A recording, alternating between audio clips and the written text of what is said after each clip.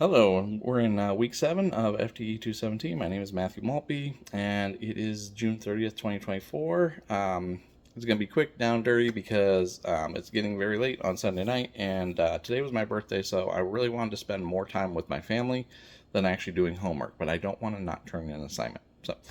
Okay, so really quick, we're going over trigger work here. We're going to talk about when it's necessary to do trigger work and when it's not necessary. What problems could be arise when trigger work is performed, and improper trigger work, how to avoid issues with improper trigger work, and then last, this was down at the bottom, but I put it together.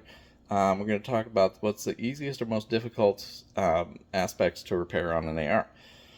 Now we're talking about trigger here, so I'm just going to focus on trigger. I'm not going to go focus on anything else.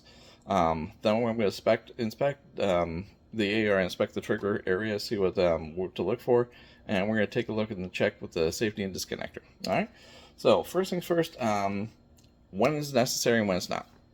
Perfect example. I was putting this rifle together, and for some reason the disconnector was having issues. It would not allow the trigger to reset.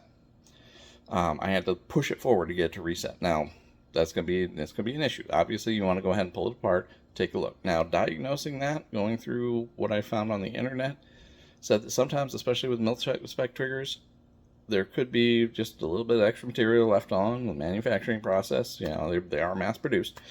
So actually taking a little bit of that material off, tuning it, not necessarily chopping it, just to make sure that you get that nice reset there. When not to perform it. There are some places where it's illegal to really work at that. They consider trigger modifications you trying to really turn the gun into something it shouldn't be. And also, I actually spoke to ATF. I'm like many of you, I'm working on my FFL right now.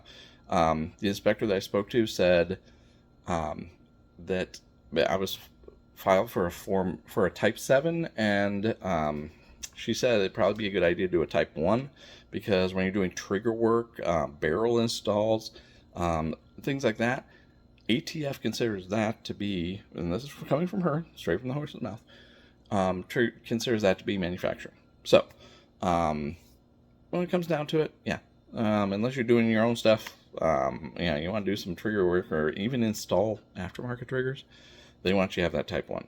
So, it is $50 cheaper. All right, so second, now, what problems can arise when trigger work is performed? Well, if you take a little bit too much off, you're going to have issues with resets, with surface engagements, things like that. And that kind of segues into improper trigger work and how to avoid it. One of the things that some people like to do, because the sear and the sear engagement notch, they're actually machined, so they might have tool marks on them, scratches, rough edges. Some people want to go ahead and take, basically polish that, and that's all fine and good, but when it comes down to it, if you take too much material off, it's not going to be able to reset correctly, and you're going to have issues with that. So avoid it by going slow, taking your time, and knowing what you're doing. If you don't know what you're doing, buy a drop-in trigger. All right, last and not least, what are the easiest and most difficult aspects of an AR to repair? Again, we're talking about triggers. I would say when it comes down to it, getting those little guys in there. I had a little bit of a not a challenging time, but a couple of choice words when I was trying to get my pins lined up. So that was probably the hardest.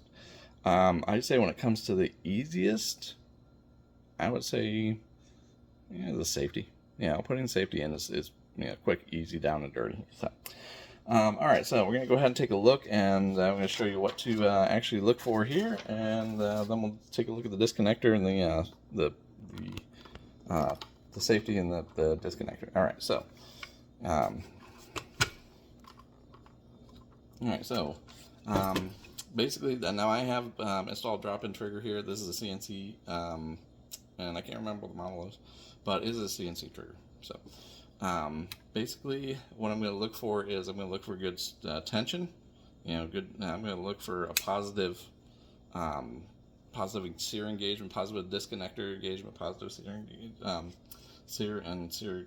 not the sear notch and sear engagement. Yeah. Anyway, I'm going to look for that. I'm also going to look for whether or not the safety is going to work. Is it going to, am I going to have issues with it? So, and I'm going to look now, without letting it slam forward, I'm going to make sure that it actually has a good reset, but it has a good trigger pull also. All right, so we're going to go ahead and test the disconnector. First things first, we're going to go ahead and cock it. That click in there. So the disconnector got it, and the sears already got sears already gotten engaged. Now I'm going to go ahead and hold the trigger back. I'm going to go ahead and bring the trigger back. Now the disconnector's got it, but the sear engagement notch doesn't. So I'm going to go ahead and let go. That's why I'm going to want to look for that click. I want to hear that click. That lets me know that everything's that the sears and the notch, sears and the notch, the engagement notch. Yeah. Anyway, it's late. All right. So and now I want to go ahead and again test the safety. Place on safe. That's not working. Still fire. All right. So that's pretty much what this week boils down to. Again, down dirty, but. Like I said, it was my birthday, so I went out to dinner, had a great time, and I didn't think about homework. So, looking forward to next week. Next week's it. We're done. And, hope to see you guys out there as colleagues.